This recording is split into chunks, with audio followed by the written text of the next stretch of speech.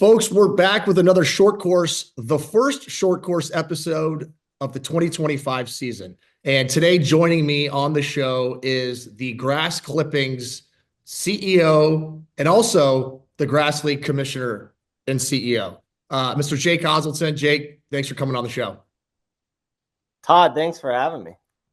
So there's a lot to cover today. Obviously, you guys just announced the upcoming season, but before we get to the 2025 season, the 2024 pilot season, if you will, was successful.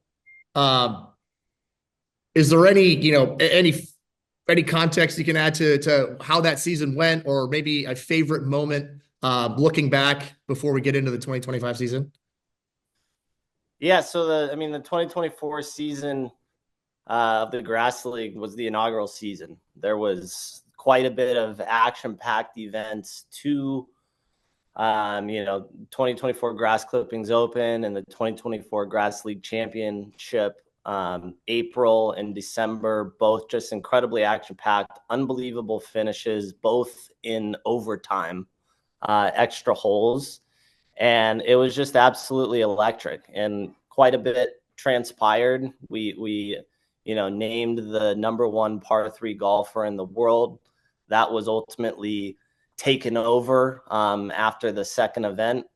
So just a lot of action, all of the things that we've invested heavy into with diverse playing fields, all ages, pros and amateurs, men and women, all showed up to be, really, really relevant in these Grass League events. And I can't even imagine, riding that energy in 24, what's to come with 2025. And for the viewers that may not know the exact details of the team ownership, so you guys sold 10 franchises before the first tournament and then sold an additional franchise to none other than Wyndham Clark prior to the GL Championship. So you still have the core base, the addition of Wyndham Clark, potentially adding more teams. Can you speak to, the momentum of the group of owners and teams and everything that's been established leading into this 2025 season? Yeah, I think the 2024 season was really about, announcing and debuting what the Grass League is and where it can go. And, people's imaginations were running free throughout that 2024 season. And that's what we want. I mean, this is the start of a league that we believe will live on for decades and centuries, right? And so setting the ground floor from educating fans, hey, what's going on with the Grass League? What's the format? How does it work? What does a Grass League franchise mean? That's really what the 2024 season was about, as far as spreading the good word that there's this incredible opportunity to own franchises. There's an incredible opportunity for players to find an opportunity to showcase their skills, be under the lights, in the cameras, in the action. And the foundation is now set, right? Where we have this group of team owners that are all entirely aligned on the Grass League, right? And what it means to golf and why it's important.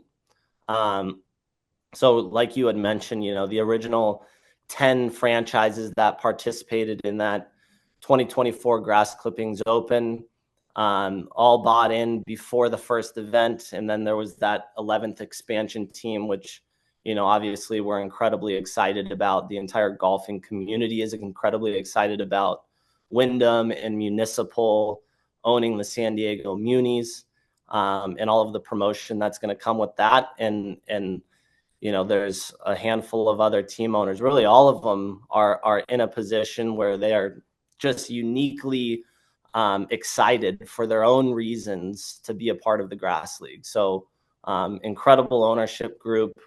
And there's blood in the water. I think that's the main thing here, right? Like we have 2 tournaments under our belt, and all of the franchises that are not in that top 2 or 3 franchises are, after the 24 season, are like, we're going to change things up, and we're coming for blood.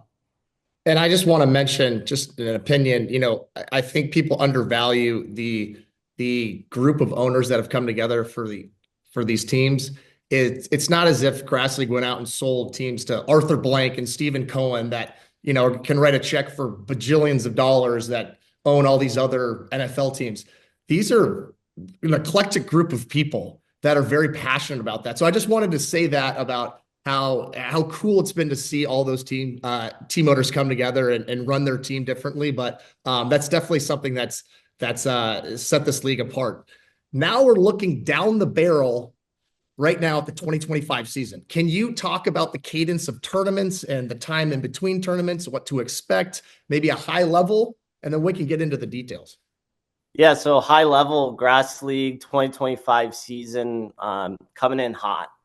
So it's a 3-tournament season with the introduction of now what I guess is kind of a 4th tournament and potentially one of the most fun pieces to the 2025 season is the Grass League qualifier, which ultimately gets you into the Grass League draft. So you asked for 30,000 feet. I'll give you 30,000 feet on the 25 season. Things kick off in very late April, April 30th with the 2024 Grass Clippings Open. And that is the Grass League draft, right? So there is a qualifier for any free agent golfer to register into the Grass League qualifier. From there, they are able to make a certain top number of teams that finish in that qualifier that makes them draft eligible. What that means is the Grass League franchises will have 14 players on their roster. In the Grass Clippings Open, which is taking place just after that qualifier, so May 2nd and 3rd, those franchises will field 4 two-person teams that they select and they roster onto their franchises. Beforehand. Yep. And how the draft works is so free agents enter a qualifier, the top 25 become draft eligible, and there will be a live, just like with the NBA and NFL draft, with the first pick, the franchises will go through and draft two-person teams to be added onto their rosters. And those drafted teams will participate alongside those 4 pre-selected teams, making a 6 two-person team per franchise in the inaugural 2025 season event.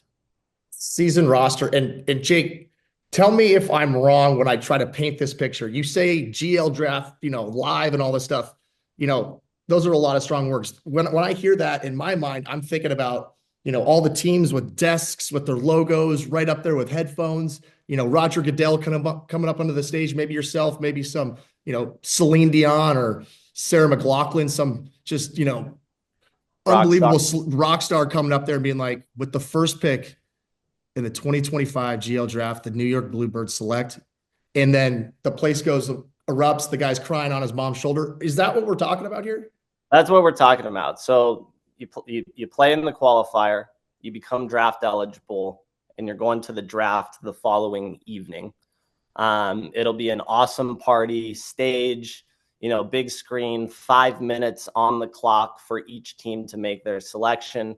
They're selecting teams, so they're selecting two-person teams, and that's exactly right. So obviously we'll have 1 round, 18 holes that will shake out the qualifier portion. So these teams the franchises will have the opportunity with the first pick. They can choose any of those top 25 draft eligible teams.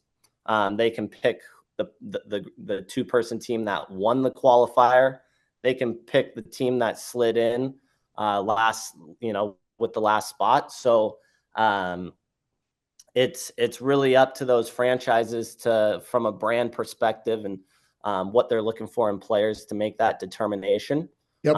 In between the qualifier and the draft. But you're spot on. It'll be with the first pick in the 2025 Grass League draft, I'm making this part up, the Minnesota Muskies or the Scottsdale Strikers select this person and that person. Todd Dobson. Yeah, and so it kind of sounds like now, they qualify Wednesday night, and then Thursday is that practice round leading up until the draft. That almost becomes like a combine where you're Yeah, interviewing players, following them playing, hitting crazy shots. And, as I love to quote, I'm not looking for the best ones, I'm looking for the right ones. So you get yep. a little bit of something you don't see in golf ever is someone being selected based upon not maybe not so much about results, but maybe the full package, which is so unique to this league. So, I mean, I think it's about time the franchises maybe hire a head scout, right? And they're going to be scouting at the qualifier. Then, like you said, that following day, based on okay, now we know who's draft eligible. We're going to go scout the guys and gals that are playing in that day leading up to the draft. That are going to interact with players. They're going to understand where they're coming from, where they're at in their career as a golfer, and ultimately make that determination and make their draft selection that next evening. and although the franchises can pre-select, the players, the four teams playing in the GCO, they have to take this seriously because there's a good chance one of these guys coming out of the qualifier could ultimately win the tournament. Yeah, that's right. I mean, you go on the Grass League site and you click into the player portal and you see the amount of free agent players that are looking to get into this qualifier. And there's not many handicaps that are worse than scratch, right? You have plus handicaps, both pros and amateurs, all different shapes and sizes that are going to be in this qualifier. So like you said, looking for the right ones. And that's ultimately up to the franchises to make that determination on who they want to roster up front, and sort of what they're looking for out of those drafted players. Before we talk about the tournaments behind the draft and the rest of the season, you mentioned something, pros and amateurs.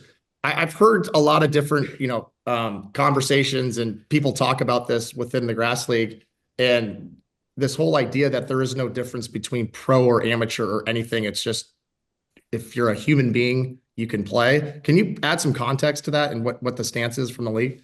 Yeah, I mean, that's one of the first questions that really anybody asks when they hear about purse earnings and amateurs involvement.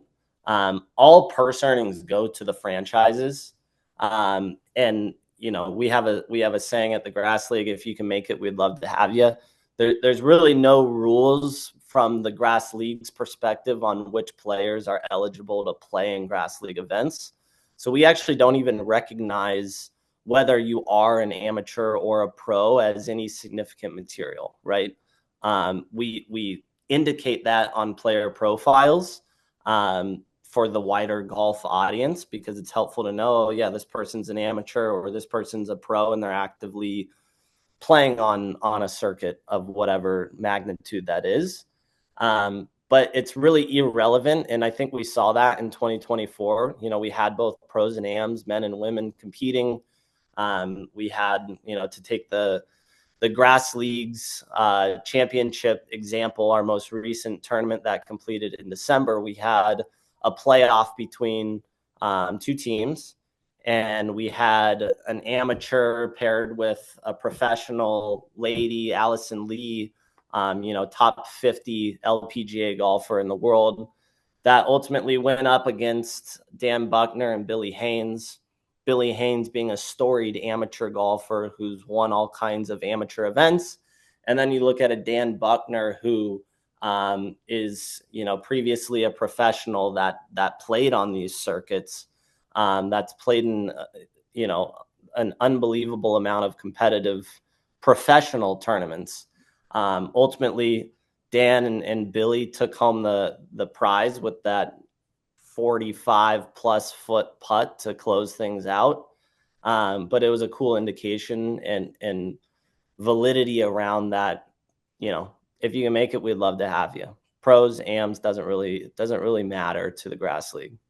I love that stance of there's no difference between pro and am because we live in a world where I could be pro tomorrow just because I said so. So I love that stance, and I think that's going to only benefit the league. Um, okay, now we've done the draft. You've picked your teams. Now you got your 6 teams. Walk me through the Grass Clippings Open from a competitive side, how many nights and everything. And then I've heard some chatter about, some music acts and really leaning into the music side of this and pumping this thing up for 2025. Can you elaborate on the two of the topics? Yeah, so I mean, as far as the play goes, right now there's 11 franchises. There's a possibility for an expansion team ahead of the April event. Let's go with 11 franchises for now.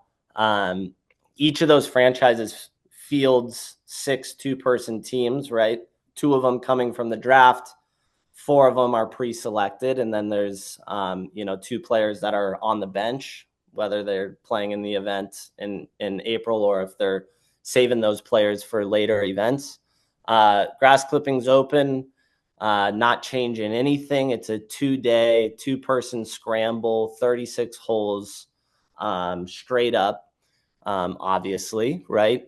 Yep. And there's sort of 2 calculations as far as standings go in that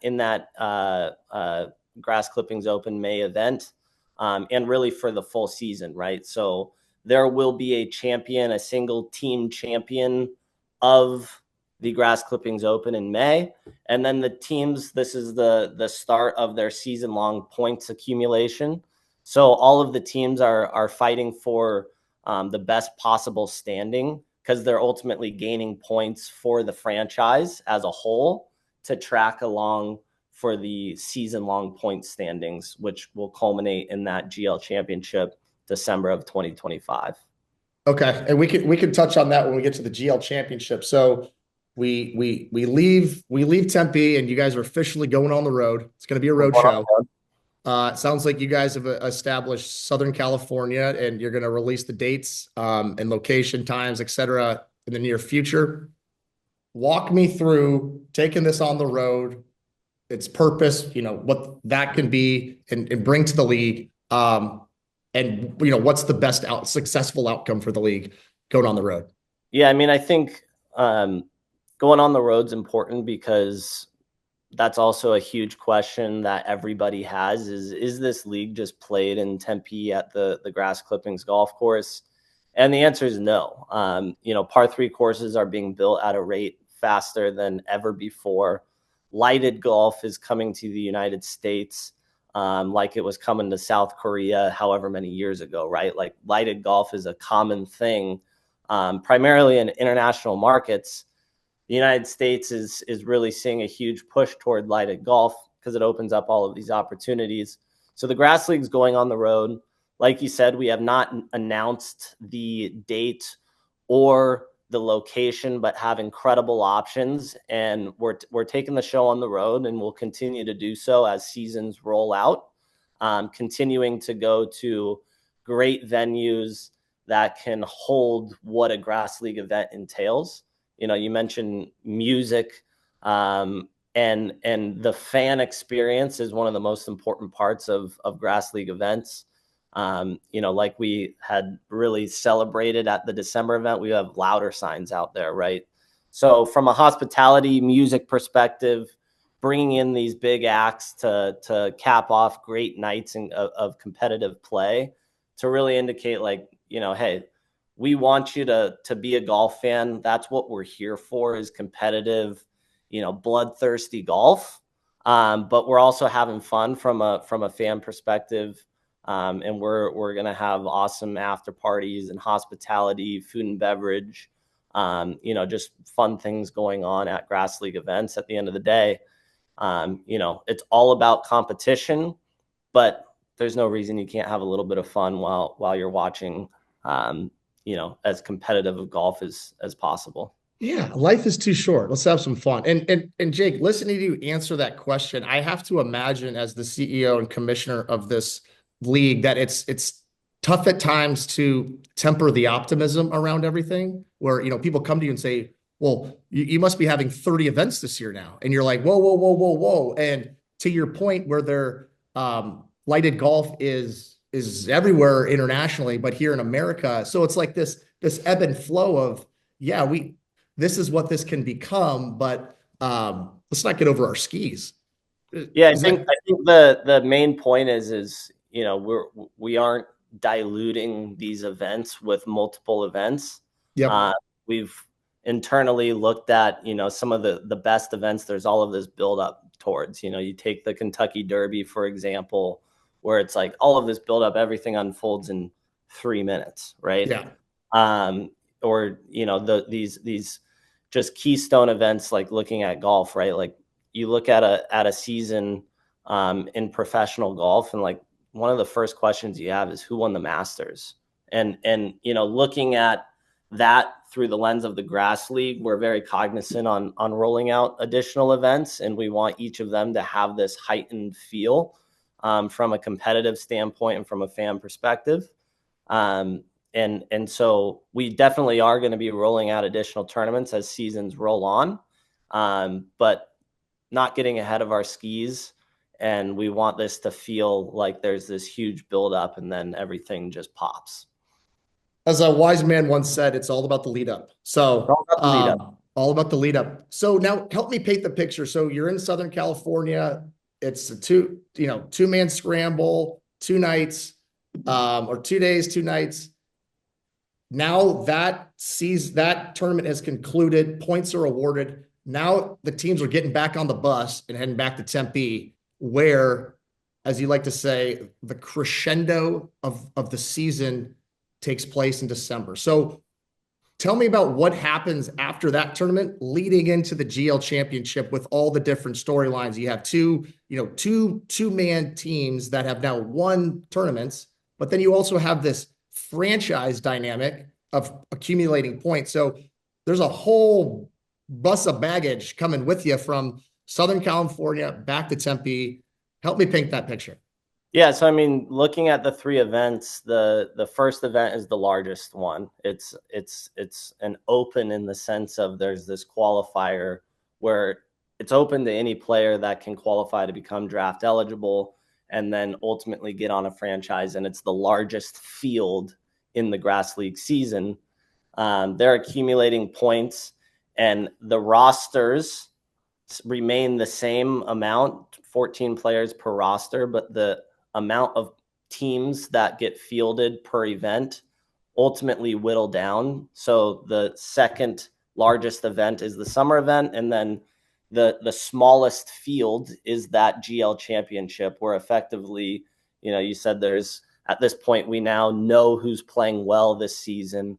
The franchises in that GL championship are going to be putting their best players into that championship event, which does have the highest purse. It has indications on season-long point standings, and it's really the culmination event that will crown a franchise champion at that point.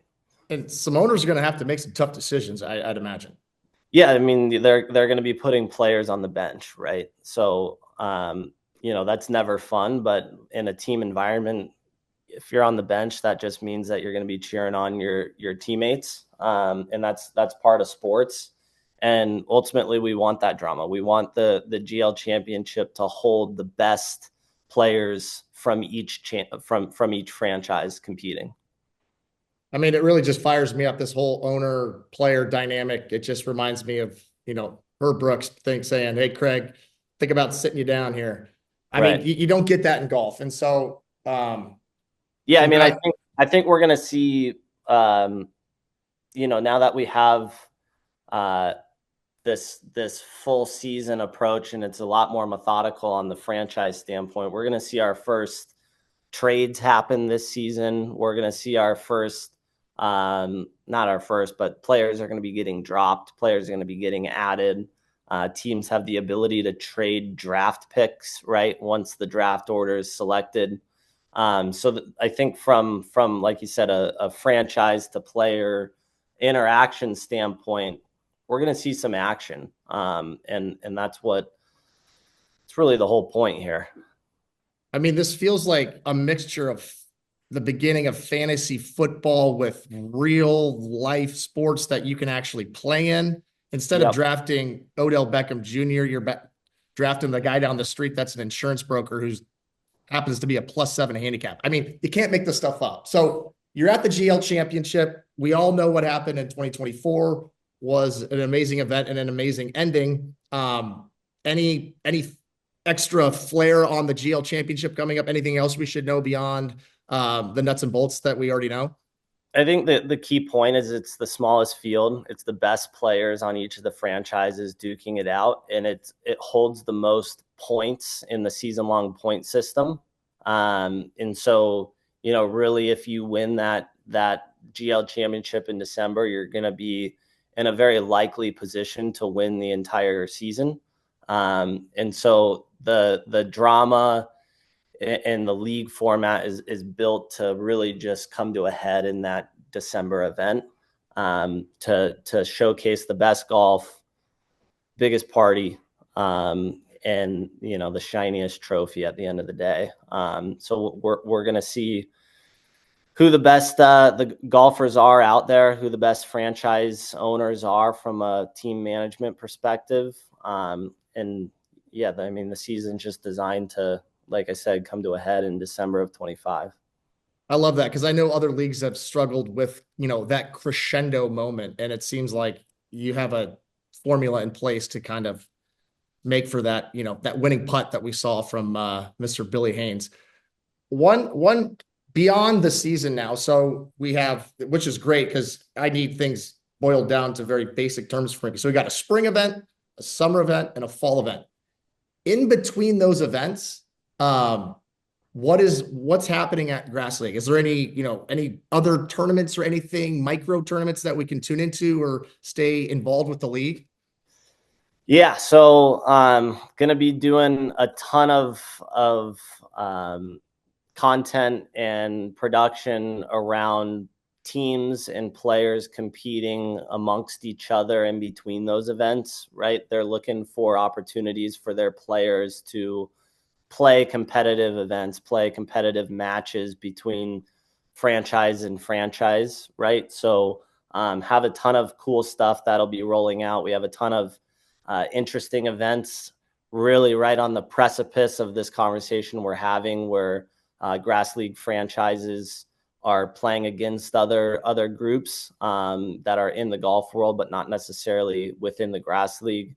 So really, really exciting stuff. And then, we're going to be orchestrating some head-to-head battles, right? We've got a rivalry in Phoenix and Scottsdale already. United wants to take on the Strikers. Same thing in LA. We've got Los Angeles Roses and Hollywood Hitters. Like, those are two prime examples where it's like, let's see who's the dominant franchise in your metroplex, right? And that seems like a pretty easy thing to do. Well, I mean, I don't want to put any thoughts in your head, but you do have to realize that Phoenix sports fans hate LA sports fans or franchises. So maybe Correct. the Roses play the Hitters to play the winner of the United and the Strikers, and we, galvanize the communities. But back to what you're saying about these matches again. So help dumb this down for me. If I am new to this league and I want to follow along with all the happenings, where are these matches going to be broadcasted or published or recorded, whatever? And then how do I stay in tune with the league in terms of any, drama, happenings, etc.? Yeah, I mean, main drama and happenings is really social based. Following us on really all socials at this point. The matches and interesting sort of pop up, smaller scale events in between, going to be driven to YouTube for viewership there, and then looking at the three main events which have taken the bulk of this conversation. The Kentucky Derbies, the May event, Grass Clippings Open, the summer event, and the December event. Those are in partnership with NBC and Peacock and the Golf Channel to be talking about promoting and streaming live those three events. So really a diverse media strategy. Our goal is, you pull up your phone or computer and you can really go find Grass League anywhere. Yeah. And I think there's just going to be a lot to talk about all season long as teams start rostering players, as their trades come up. We know who currently is the best par three golfer in the world, but that's going to be evolving. Do And we? that's Do we? that's a moving ranking list that will be interesting and fun to track. Yeah. And I think it's awesome that you guys are choosing now to lean into the YouTube side of things. It feels like, just from the outside perspective, that all the buildup from last year, kind of setting the foundation, now is the correct time to lean into the YouTube channel. And I tapped into it this morning, and I'm excited to follow along. So anyone listening, I would subscribe to the channel, and then for updates, Instagram, Twitter, TikTok, if it's still an app by the end of this interview. So that's awesome. And Jake, I know you're a busy guy. It looks like you're at your ranch right now. Exactly. One last question, okay, about the grass league, and to put it into context. I think we all can agree that golf, in the pro ranks and the amateur ranks everywhere, it's all disjointed. Okay. We're in this weird flux, and this weird, everyone's pointing the gun at each other. And there's no real source to go to get, there's no holy Bible anymore. It's just like anything goes. Who do I look to? You got Kevin Kistner shanking balls in a stadium in Jupiter, Florida, in front of 1,000 people. I'm starting to lose my mind. So help me out here. Help me out here, Mr. Jake, and put into context what is the grass league and what it can become. Because I think a lot of people that have come across the grass league, they may not know the actual real potential and where this could go and where it sits in the game of golf. Yeah, I mean, the answer to that might be another short course episode, right? Because I feel like we could talk about this topic for an entire afternoon. Agreed. But I couldn't agree with that stance more. That golf is disjointed. It's very spread out. Whether you're a fan or a player, in both cases, if you're a player, it's like, where do I go play? Should I sign up for this event? What does it get me? So I think the main thing that I've said now a couple of times is, if you can make it, we would love to have you. And that's really from a player perspective, right? Yep. We don't care, male, female, pro, amateur. Again, it doesn't matter, right? It's, can you get the ball in the hole in as few strokes as possible alongside your playing partner, right? If you can do that in a fewer strokes than anybody else, you have a career path on the grass league. And so I think to sort of broadly answer your question, we don't really see any reason to have any foes here, right? Like the golfing world is our friend, the players, the fans, and we're staying in our lane and are very excited about what par three golf brings.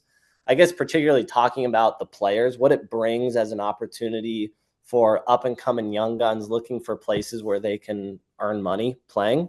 Mm-hmm. And then, reinvigorating players that are maybe a little disgruntled by the game.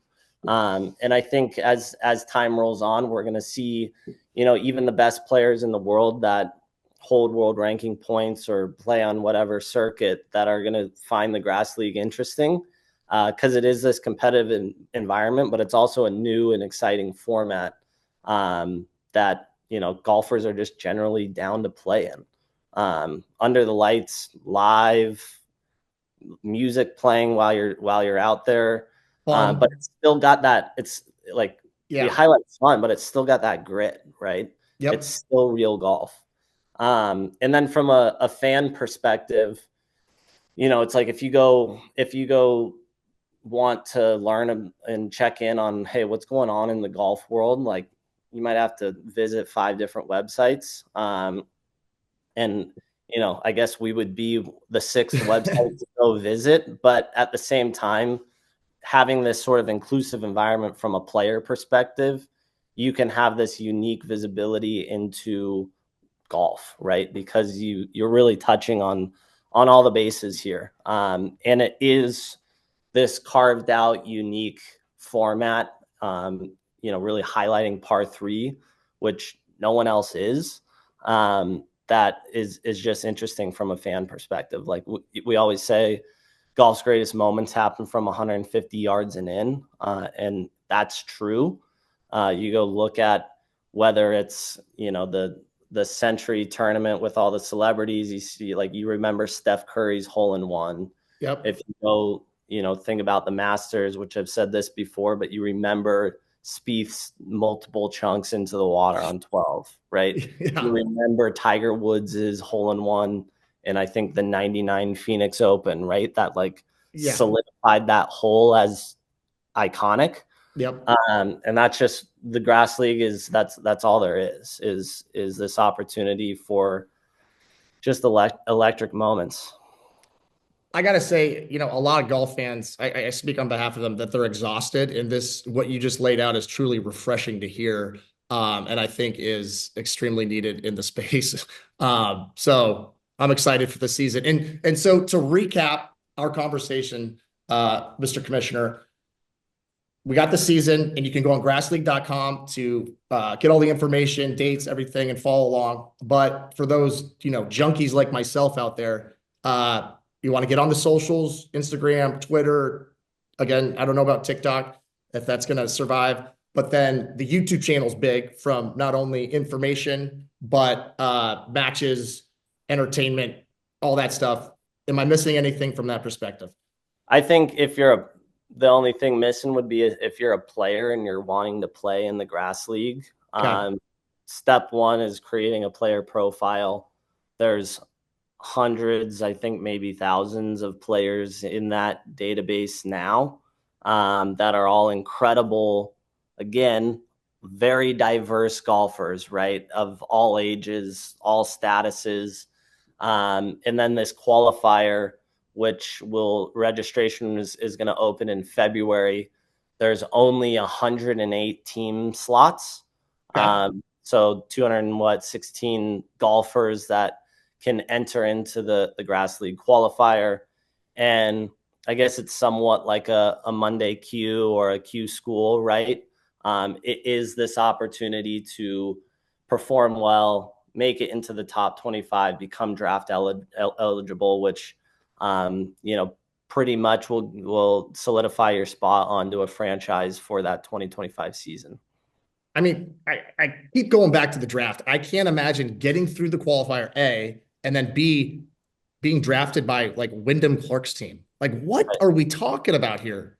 Fire me up. Wyndham Clark's team, Dave Roberts' team with the LA Roses. I mean, he's a hero now, forever. And Yeah. he was before, but like, he really sort of inked that one this year.